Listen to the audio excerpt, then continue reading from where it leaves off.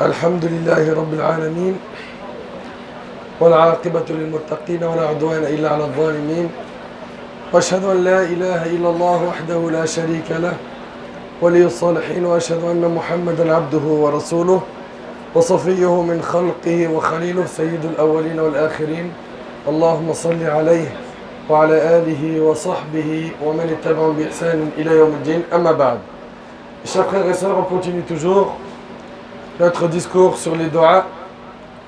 On avait déjà entamé la première partie de ce sujet et la dernière fois on s'était arrêté sur les moments où Allah Tabaraka wa Ta'ala exauce les invocations. Le premier moment, c'est entre le adhan et le iqama. Et ça on en a déjà parlé, n'est-ce pas? Dans le hadith d'Anas radiyallahu anhu, le prophète sallallahu alayhi wa sallam a dit: les invocations entre le premier et le deuxième appel à la prière sont toutes exaucées. Donc entre le adhan et le iqama, il est bon que le musulman, la musulmane fasse des efforts pour lever la main, lever les mains et invoquer Allah Ta'ala. Profiter de cette occasion et de demander à Allah. Également, il y a pendant la prosternation. Quand on est prosterné, il faut savoir que c'est le moment où on est le plus rapproché d'Allah. Dans le hadith, sur Abu Hurayra radiyallahu anhu, le prophète alayhi salatu wassalam a dit: c'est quand on est prosterné en prière que l'on est le plus près de son Seigneur. Aussi, faites de nombreuses invocations dans cette position, rapportée par Muslim. Donc quand on est prosterné, c'est à ce moment-là qu'il faut mettre le paquet dans le doigt. Vous le savez, quand on est debout, quand on est incliné, on ne fait pas de doigt. Quand est-ce qu'on demande à Allah subhanahu wa ta'ala? C'est quand on est prosterné. C'est pour cela, toute personne qui est éprouvée, toute personne qui a des soucis, qui a des angoisses et qui veut se soulager, un des meilleurs moyens de se soulager, c'est de prier et de se prosterner, de multiplier les doigts. Le prophète alayhi salatu wassalam, quand il était touché par une affaire gênante, affligeante, il faisait quoi? Il faisait salat. Et je l'ai déjà dit, quand nous on a un problème, malheureusement, illa man rahim Allah, sauf ceux à qui Allah fait miséricorde, on se dirige tout de suite vers les créatures. Quel humain va pouvoir m'aider face à ce problème que je rencontre? Qui va pouvoir soulager ma tristesse? Alors que le prophète alayhi salatu wassalam, il nous a éduqués à nous diriger directement vers Allah. Et comme les prophètes le faisaient, à l'image de Yaqub alayhi salam, il disait: innama ashku bathi wa huzni ila Allah. Je me plains de mon chagrin et de ma tristesse à Allah. Donc commençons d'abord par parler avec notre Seigneur, le Maître, celui qui peut dissiper les soucis, celui qui peut régler les problèmes avant d'aller voir les créatures. Et cela ne signifie pas qu'on n'a pas le droit de demander de l'aide à un être humain, mais le problème c'est que c'est notre premier réflexe. Également parmi les moments où l'invocation est exaucée, et bien sûr je vais vous poser des questions à la fin pour voir s'il reste quelque chose, parce que j'aime pas du tout les consommateurs de conférences, les gens qui après un date se disent: ah c'était bien, il n'a rien retenu. Troisièmement, c'est après le dernier tashahhud. Après le dernier tashahhud. D'après Abu Umam al-Bahili, radiyallahu anhu, on demanda un jour au messager d'Allah: quelle est l'invocation la plus susceptible d'être exaucée? Le prophète sallallahu alayhi wa sallam a dit: celle qui a lieu à la fin de la nuit et celle qui a lieu à la fin des prières obligatoires rapportées par Tirmidhi al-Nasa'i. Donc mon frère ainsi que toi ma soeur, profite du moment qu'il te reste après avoir dit tashahhud, avant que l'imam n'ait salué. Il arrive que l'imam, avant qu'il fasse le salam, il nous laisse quelques secondes. Et il est là, il pense à la dunya. Il pense à ses projets futurs. Non, à ce moment-là, on veut une concentration sur les doigts. Quatrièmement, bien sûr ne pas oublier, le dernier tiers de la nuit, c'est ce qui est le plus efficace. Vous connaissez tous cela, n'est-ce pas? Selon Abu Hurayra radiyallahu anhu, le prophète alayhi salatu wassalam a dit qu'Allah tabaraka ta'ala descend au ciel de ce monde chaque nuit après le dernier tiers de la nuit. Puis il dit: je suis le roi. Je suis le roi qui m'adresse des demandes que je les exauce. Qui me demande pour que je lui donne? Qui me demande pardon pour que je lui pardonne? Et il reste ainsi jusqu'à la lumière de l'aube rapportée par Bukhari et Muslim. Et cette version est celle de l'imam Muslim. Cinquièmement, on a aussi les invocations lors du jeûne. Quand exactement? Barakallahu fik. Au moment de la rupture du jeûne. Selon Abu Huraira radiyallahu anhu, le prophète alayhi salatu wassalam a dit, il y a 3 invocations exaucées. L'invocation du jeûneur, l'invocation de l'opprimé et l'invocation du voyageur rapportée par Al-Bayhaqi. On a aussi, lorsque l'on entend le bruit du coq, c'est agib, hein, subhanallah. Lorsqu'on entend le bruit du coq, ça on le verra souvent où, dans nos villages, chez nous, au bled. En France, pas trop. À moins que tu aies une application qui fait le coq. Selon Abu Huraira radiyallahu anhu, le prophète sallallahu alayhi wa sallam a dit, quand vous entendez le chant d'un coq, invoquez Allah qu'il vous accorde de sa générosité, car le coq a vu un ange. Et lorsque vous entendez le braillement de l'âne, et subhanallah, ça arrive souvent, n'est-ce pas? Cherchez refuge auprès d'Allah contre le diable, car il a vu un diable rapporté par Bukhari Muslim. Également lors de la descente de la pluie, et ça c'est le septième point. Selon Sahl ibn Sa'd radiyallahu anhu, le prophète sallallahu alayhi wa sallam a dit, 2 invocations ne sont pas rejetées ou rarement rejetées. L'invocation au moment de l'appel à la prière et l'invocation au moment de la pluie rapportée par Al-Hakim et d'autres. Et quand il pleut, on n'a pas le réflexe de faire dua. Quand il pleut, on dit, oh purée, je vais être trempé. Oh là là, la grosse tempête, je vais être tout mouillé. N'est-ce pas? Premièrement, dit Allahumma sayyiban nafi'a, comme il nous enseignait le prophète alayhi salatu wassalam. Puis, profite, fais dua. Profite, fais dua. Et là, on voit que, subhanallah, pour le croyant, tout ce qu'il rencontre dans sa vie, c'est du khir. La pluie, ça peut paraître quelque chose de négatif, n'est-ce pas? Finalement, non. C'est un moment où ton dua, il monte au ciel. Ok? Sans compter les bienfaits, hein, les nombreux bienfaits de la pluie. Vous savez, un pays comme l'Arabie Saoudite, des fois, ils font des prières pour demander la pluie. Nous, alhamdoulilah, par exemple, c'est notre cas en France, la pluie, elle tombe quand il faut, n'est-ce pas? Et je me rappelle, une année, j'étais dans la mosquée du prophète sallallahu alayhi wa sallam à Médine, et c'était Cheikh al-Hudayfi, hafidhahullah, qui dirigeait la prière. Il a fait par la suite la prière de la demande de la pluie. C'était une période très sèche, très très sèche. J'étais là-bas pour une umrah. Les frères, subhanallah, on est sorti de la mosquée, la pluie, elle est tombée. On a fini la salat l'istisqa, on sort, la pluie, elle est tombée. Et vous savez très bien Médine comment c'est. De même, le jour du vendredi. Le jour du vendredi, le prophète alayhi salatu wassalam, il dit, il y a une heure en ce jour que si le croyant la trouve et qu'il demande à Allah quelque chose, Allah la lui accordera certainement. Rapporté par Bukhari Muslim. Et Abu Huraira radiyallahu anhu rapporte que le prophète m'a dit que le prophète m'a fait un signe avec sa main pour montrer que cette heure est très limitée. Les savants ont différentes opinions concernant cette heure d'acceptation. Certains disent, il se peut que ce soit durant le prêche, hein, et la prière du vendredi. D'autres savants disent que c'est une heure avant le Maghreb. Quoi qu'il en soit, si tu veux, Inch'Allah, profiter, fais des doigts toute la journée en Al-Jumu'ah. Ok? Également, pendant le voyage, il y a l'invocation des parents contre les enfants. Et là, on a une bonne parenthèse à faire aux parents qui font beaucoup de doigts contre leurs enfants. Contre. Pour. On en a, machallah, des parents qui font cela. Mais, quand le papa et la maman ils sont en colère, ils sortent une grande arme qui est de doigt contre les enfants. Et des fois, c'est fait n'importe comment. Pas n'importe comment, c'est fait injustement, pour rien. Et voyons un peu ce qui est dit dans la sunna. Selon Abu Huraira radiyallahu anhu, le prophète alayhi salatu wassalam a dit 3 invocations sont exaucées sans aucun doute. L'invocation de l'opprimé, Dua al-Mazloum. L'invocation du voyageur et l'invocation du géniteur contre son enfant rapportée par Tirmidhi. Pour ce qui est de l'invocation des parents contre leurs enfants, elle est exaucée sauf quand ils invoquent injustement contre l'enfant. Injustement. Par exemple, l'enfant se repent, il revient vers Allah. Ça arrive souvent, ça.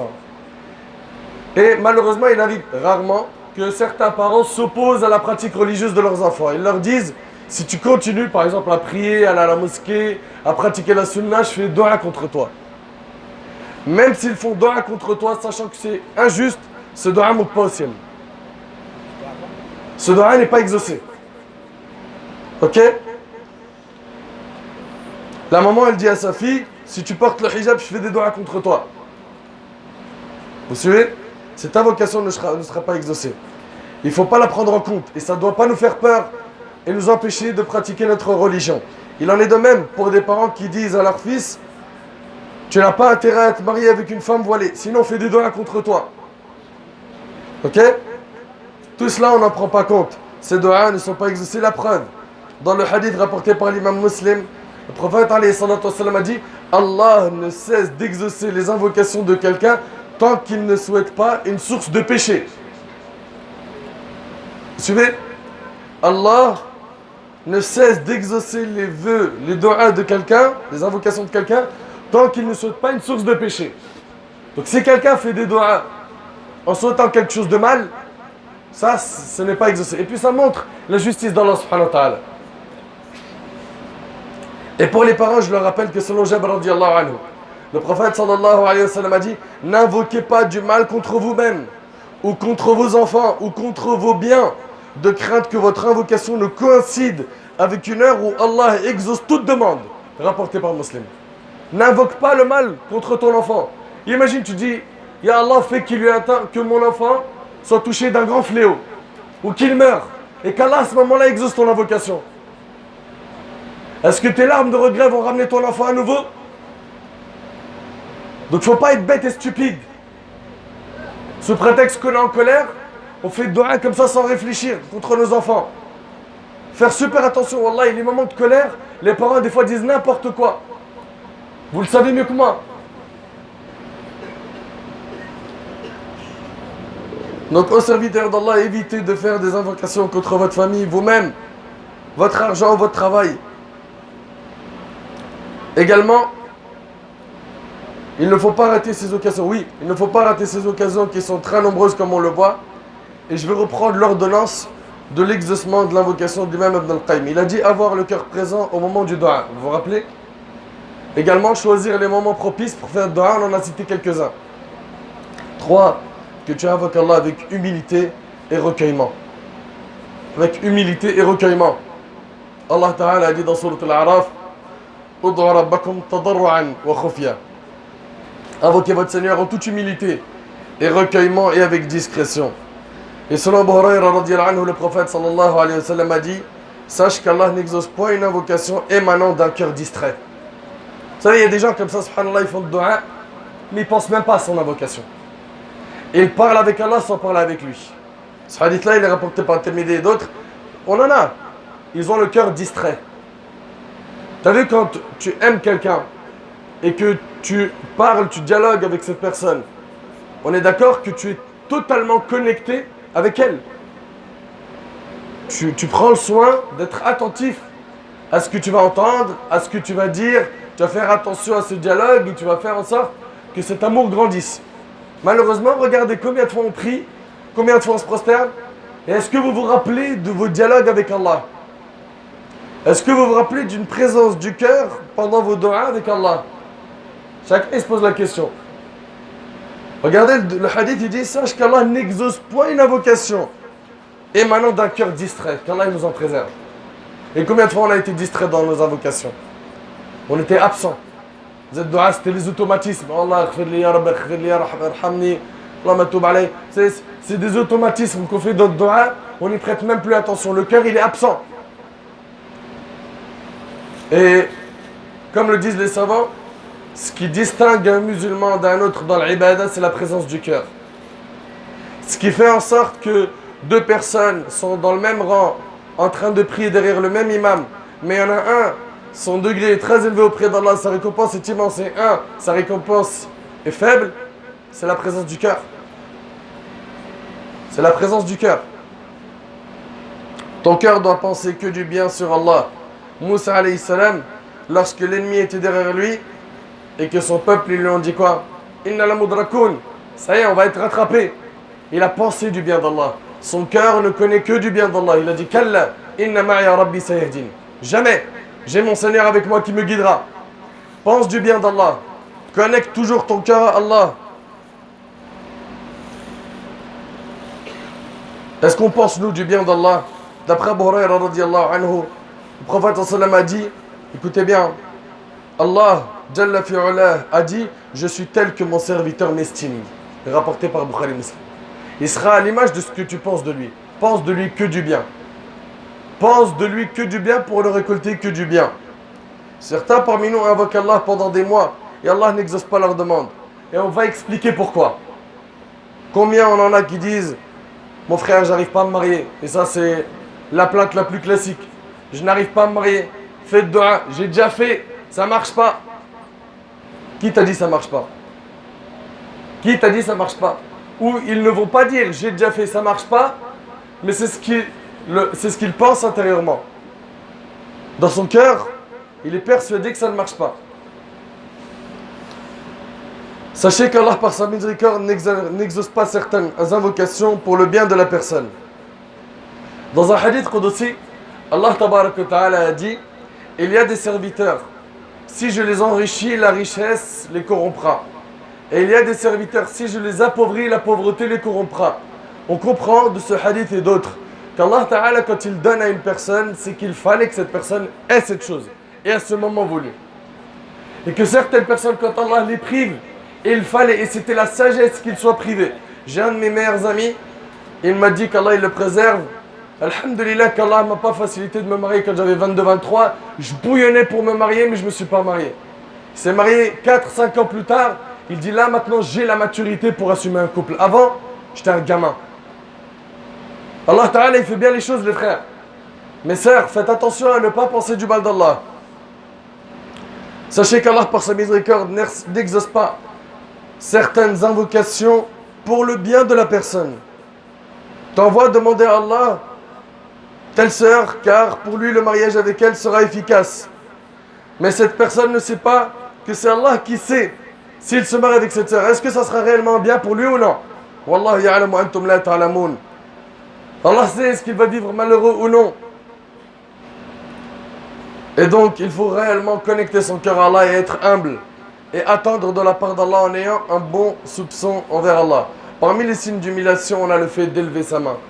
Il y en a des gens, ils ont des problèmes avec ça. Lève pas la main, c'est bid'a. Je sais pas qu'est-ce qu'ils ont lu, quel livre ils ont ouvert. Généralement, c'est un site en français, une fatwa, et l'affaire elle est pliée. C'est pas comme ça qu'on prend notre religion. C'est pas comme ça qu'on apprend. Un sujet, pour le maîtriser, il faut ouvrir les livres des savants et prendre tout ce que les savants ont dit sur le sujet. Et bien évidemment, regardez eux ce qu'ils ont conclu, car tu n'as plus besoin toi de faire de conclusion. T'es qui? Il y a le travail des savants qui a été fait. Toi, tu as juste à suivre ce que les savants ont dit. Et à ce sujet, il y a tawatur sur le fait que le prophète il a levé les mains. Il y a tellement de hadiths que c'est une affaire qui est connue chez les ulama que le prophète il a levé les mains plusieurs fois, à plusieurs moments. À plusieurs moments. En tout cas, de manière générale, pour ce qui est de dua al-mas'ala, quand tu as des doigts à faire, lève les mains et demande à Allah. Lève les mains et demande à Allah. Et habitue-toi à lever les mains. C'est un signe d'humilité. Ok?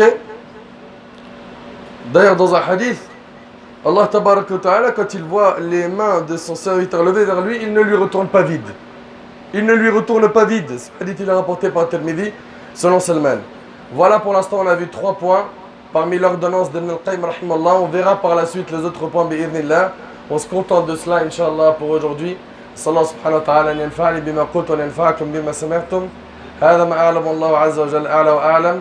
Subhanaka Allahumma bihamdika ashhadu an la ilaha illa anta astaghfiruka wa atubu ilayk. Wassalamu alaykum wa rahmatullah.